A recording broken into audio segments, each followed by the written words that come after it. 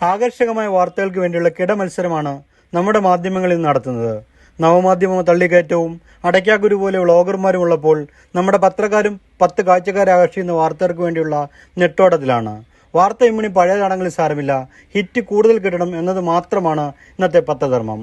ഫ്ലോറിഡയിലെ Prince midnight എന്ന ടാംബ സംഗീതജ്ഞനായ യുവാവ് തന്റെ അപകടത്തിൽ മരിച്ചുപോയ അമ്മാവന്റെ അസ്ഥികൂടം കൊണ്ട് നിർമ്മിച്ച സ്കെലിക്കാസ്റ്റർ എന്ന ഗിത്താറിൽ മധുരമനോഹരമായി തന്ത്രികൾ മീട്ടിപ്പാടുന്ന ഗാനമാണ് ഇപ്പോൾ വൈറൽ എന്ന നിലയിൽ ചാനൽ പുറത്തുവിടുന്നത്.